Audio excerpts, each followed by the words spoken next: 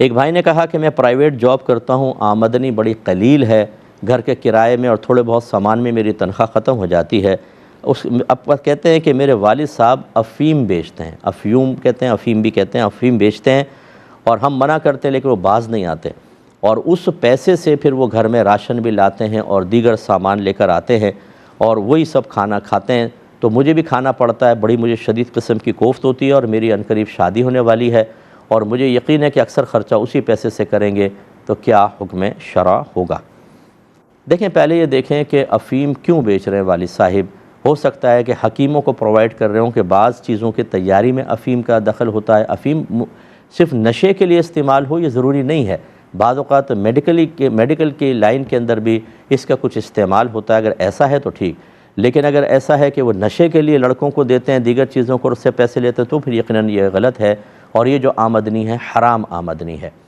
لیکن اب تفصیل میں جائے بغیر کہ یہ بڑی ٹیکنیکل چیز ہے، یہاں سمجھانا تھوڑا سا طوالت اختیار کر لے گا، تو اختصار کے ساتھ ہمارے قول پہ اعتماد کر کے آپ کر لیں کہ اگر کوئی حرام پیسے سے کسی چیز کو خریدتا ہے اور گھر میں لے کر آتا ہے، اور جو مجبور لوگ ہیں گھر کے کہ اس کے علاوہ اور کوئی سورسز ان کے پاس نہیں ہیں، تو اس کا لانا یہ گناہ ضرور ہے، لیکن ان کا کھانا شرعاً جائز ہوگا جب تک کہ وہ خود کفیل نہیں ہو جاتے۔ جیسے بیوی ہے بیچاری، وہ پردے دار ہے، کہیں جاب نہیں کر سکتی، اور کوئی ذریعہ آمدنی نہیں ہے، میکے سے اس کو پیسہ نہیں ملتا، شوہر حرام کما کے لاتا ہے، ایسے چھوٹے چھوٹے بچے ہیں، تو ہم یہ نہیں کہیں گے کہ یہ بیوی اور بچے حرام کھا رہے ہیں۔ شوہر حرام لے کر آ رہا ہے، حرام کما رہا ہے، گناہ گار ہے، لیکن ان کا بقدر ضرورت اس چیز کو استعمال کرنا شرعاً جائز ہے، تو لہٰذا کھانے پینے میں آپ کو کوئی مسئلہ نہیں ہے۔ اور شادی بیاہ کے اندر کون سا وہ آپ کو کھلا پلا رہے ہیں، وہ تو اندر کوئی جائے گا۔ اگر وہ سامان لا کر دے رہے ہیں، تو اگر وہ آپ کو تحفتاً دیتے ہیں، گفٹ جیسے باپ ہوتا ہے وہ تحفہ ہی دے رہا ہوتا ہے، اس میں آپ کو تحقیق کی بھی حاجت نہیں ہے کہ والد صاحب کہاں سے لے کر آئے، اگر وہ آپ کو تحفہ دے دیتے ہیں تو آپ اس کو قبول کر سکتے ہیں۔ تو شادی بیاہ اگر ہو جائے تو اس میں آپ لڑائی جھگڑا نہ کریں۔ ہاں، جب کبھی اللہ تبارک و تعالیٰ آپ کو ایسا خود کفیل کر دے کہ اس پیسے کو آپ یوز نہ کریں، تب بھی آپ کا گزارا ہو جائے، پھر بالکلیہ بائیک آؤٹ کریں، لیکن ابھی بہرحال آپ اس سے استفادہ کر سکتے ہیں۔ ایک بھائی نے پوچھا تھا کہ اگر کوئی اپنے بیگ کے ساتھ ایک ایسی کی چین استعمال کرے جو چھوٹی سی شراب کی بوتل بنی ہو، دوسرا کوئی دیکھے تو کہے بہت اچھی ہے، اور وہ کہے میں بھی اس کو ایسے ہی لوں گا، تو کیا اس پر کوئی حکم کفر ہوگا؟ نہیں بھائی، کوئی حکم کفر نہیں ہے، کیونکہ اصلی شراب کی بوتل تو نہیں ہے، اس کی نقل ہے۔ بہرحال ایسی چیزیں استعمال نہیں کرنی چاہیے کہ کسی کی نگاہ پڑے تو اس کا انتقال ذہن کسی گندی چیز کی طرف، خراب چیز کی طرف جائے۔ یہ مکروہ ضرور ہے، اس کو زیادہ زیادہ مکروہ تنزیہی کہہ سکتے ہیں، استعمال نہیں کرنی چاہیے، لیکن حکم کفر نہیں ہے۔ ایک بھائی نے کویسچن کیا کہ جو معراج کی رات میں اللہ تبارک و تعالیٰ اور نبی کریم صلی اللہ علیہ وسلم کے درمیان باہم جو گفتگو ہوئی، تو اس میں اللہ تعالیٰ کی جانب سے لہجہ کس کا تھا؟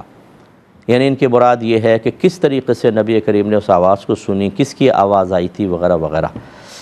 دیکھیں، جیسے موسیٰ علیہ السلام اللہ تعالیٰ سے دنیا میں ہم کلامی کا شرف حاصل کرتے تھے، اس سے زیادہ قوی نبی کریم صلی اللہ علیہ وسلم نے اللہ تعالیٰ سے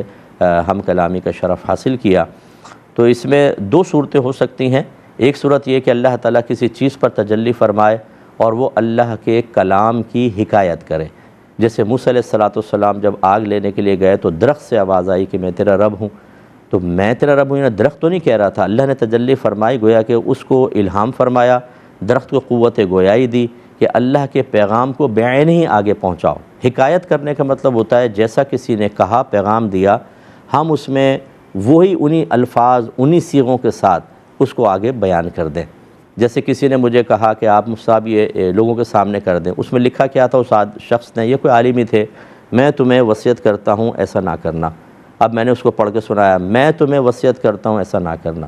تو بتائیے یہ میری طرف سے ہو رہا ہے یا ان کی طرف سے؟ ہے ان کی طرف سے، لیکن میں تو کہہ رہا ہوں میں تمہیں وصیت کرتا ہوں، تو اس کا مطلب ہے کہ میں تو نہیں کر رہا ہوں، تو اس کو کہتے ہیں فلاں شخص کے کلام کی حکایت کرنا۔ تو اللہ تبارک و تعالیٰ اس طرح تجلی فرمائی اس پہ درخت کے، اور اس نے اللہ کی طرف سے جو بھی کلام تھا اس کو حکایت کیا، تو ایسا لگا جیسے درخت یہ کہہ رہا ہو کہ میں تیرا رب ہوں، تو اس کا مطلب ہے کہ یہ کلام حکایت ہے۔ ایسا ہوتا ہے، اور کبھی ہوتا ہے کہ اللہ تبارک و تعالیٰ کا کلام چونکہ آواز سے، الفاظ کی قید سے پاک و صاف ہے، اس کو کہتے ہیں الہام، کہ جیسے کوئی سامنے ہو، آپ میں اتنی بلا تمثیل آپ میں اتنی طاقت ہے کہ اپنے ما فی الضمیر کو اس کے ذہن میں ڈال دیں، تو وہ آپ کو دیکھ رہا ہے، اس کے ذہن میں آپ کی بات آ گئی، پھر وہ زبان سے جواب دے رہا ہے، پھر آپ ذہن میں بات ڈالتے ہیں، پھر وہ تو یہ اللہ تبارک و تعالیٰ اس طریقے سے جیسے جبریل امین کو وحی دے کر بھیجی، تو اس میں ایک پہلو یہ بھی ہے کہ اللہ تعالیٰ نے الہام فرمایا، ان کو اپنا کلام ان کے ذہن میں آ گیا، انہوں نے آ کے زبان سے پھر بیان کیا، سرکار صلی اللہ علیہ وسلم نے اس کو سنا، پھر آپ نے صحابہ کے سامنے اس کو پڑھا۔ تو یہ ضروری نہیں ہے، کیونکہ یہ تو راز کی بات تھی کہ وہاں کس طریقے سے ہم کلامی کا شرف حاصل ہوا، اغلب یہی ہے کہ وہاں پہ کسی چیز کو اللہ تبارک و تعالیٰ نے درمیان میں نہیں رکھا، الہام ہوا اور سرکار اس کا جواب دیتے رہے۔ اس پہ اور بھی کلام کیا گیا ہے، اور بھی پہلو ہیں، لیکن جتنا اس وقت کے لحاظ سے مناسب تھا میں نے عرض کیا۔ کویسچن لے لیتے ہیں، یہ کہہ رہے ہیں کہ جو نامحرم ہوتے ہیں جیسے چچی وغیرہ ہیں یا ممانی ہیں، کوئی اور ایسے ہی مردوں کے اندر کوئی لڑکی ہے نامحرموں کے ساتھ، اسی شہر میں اگر نکلے خریداری کرنے کے لیے یا شہر سے باہر جیسے حیدرآباد سے کراچی تک آئیں تو کیا حکم شرع ہوگا؟ دیکھیں، نامحرم کے ساتھ نکلنا تو منع ہوتا ہے، عورت یا تو محرم کے ساتھ نکلے، پہلی بات یہ ہے، اور یا شوہر کے ساتھ نکلے، یا پھر اگر شہر میں ہی ہے تو امینہ عورتیں، یہ کہا ہے کہ امینہ عورتوں کے ساتھ وہ باہر نکل سکتی ہیں سخت ضرورت کے لیے۔ امینہ عورتوں سے مراد یہ ہیں کہ جو فاسقہ فاجرہ نہ ہوں اور کسی عورت کے رازوں کی حفاظت رکھیں۔ بعض عورتوں کی عادت ہوتی ہے کہ جب کسی کے ساتھ ہوتی ہیں، جیسے محلے میں کوئی نئی آئیں، گھر گئیں، پورا اچھی طرح دیکھا اور پھر آ کر مردوں کے سامنے عورتوں کے اوصاف بیان کر رہی ہوتی ہیں کہ اس کی شکل ایسی ہے، اس کی ناک ایسی ہے، وہ فلاں فلاں۔ یہ پھر امینہ عورت نہیں ہوئی، اس کا مطلب ہے اس نے خیانت کی ہے۔ تو امینہ عورت، نامحرم کے ساتھ سخت ضرورت ہو، جسے بہت ضروری ہے خریداری کرنا، اور نامحرم بھی ایسا ہے کہ عمر رسیدہ ہے، چلو اس کے اندر گنجائش نکلے، لیکن جوان ہوں تو پھر بالکل اس میں احتیاط کرنی چاہیے، کیونکہ سفر بھی کرنا ہوتا ہے، کبھی رکشے میں ساتھ بیٹھنا یا اسکوٹر میں یا گاڑی کے اندر تنہائی بھی ہو سکتی ہے، اس لیے حتی الامکان منع کیا جائے گا۔ اور یہ جو 92 کلومیٹرز والا سفر ہے، یہ تو بالکل ہی منع ہوگا، نامحرم کے ساتھ نہیں کر سکتے، محارم کے ساتھ عورت کر سکتی ہے، اور نہ اکیلے سفر کر سکتی ہے، نبی کریم نے سختی کے ساتھ منع فرمایا۔ ایک بھائی نے آسٹریا سے یہ ہمیں میسج کیا تھا کہ ہمارے یہاں 18 سے 35 سال کے مردوں کو کچھ عرصہ لازماً فوج یا کسی اور حکومتی اداروں میں کچھ کام سیکھنا ہوتا ہے اور کرنا بھی ہوتا ہے، اور اس سے پہلے 2 دن، یعنی اس کام پہ لگانے سے پہلے گورنمنٹ 2 دن ایک تفصیلی میڈیکل ٹیسٹ لیتی ہے، اور یہ بھی ٹیسٹ لازم ہوتا ہے وہاں پر، اور اس میں تقریباً کپڑے اتار کر وہ ٹیسٹ کرنا پڑتا ہے، اور جو ڈاکٹر ہوتا ہے وہ مرد بھی ہو سکتا ہے اور فیمیل ڈاکٹر بھی ہو سکتی ہیں، ویسے غالب گمان ہے کہ میل ڈاکٹر ہوگا۔ تو کیا حکم شرع ہے؟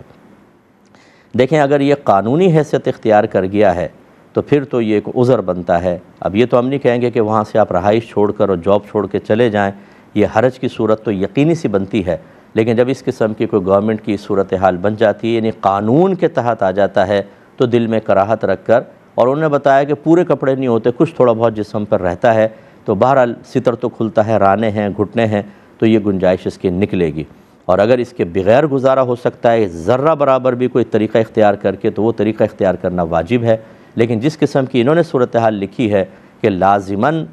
کوئی ادارہ جوائن کرنا ہوتا ہے، اس سے پہلے لازماً ایک تفصیلی میڈیکل ٹیسٹ ہوتا ہے، اور یہ بھی قانونی طور پہ لازم ہے، تو اس کی گنجائش نکلے گی۔ جیسے فوج کے اندر کہیں کسی بھی ملک کی فوج ہو، جب فوج میں کوئی جاتا ہے تو اس طرح کے میڈیکل ٹیسٹ ہم نے سنا ہے کہ ان کے ساتھ بھی ہوتے ہیں، تو اس کی بالکل جب قانونی اعتبار سے ہو تو گنجائش نکلتی ہے۔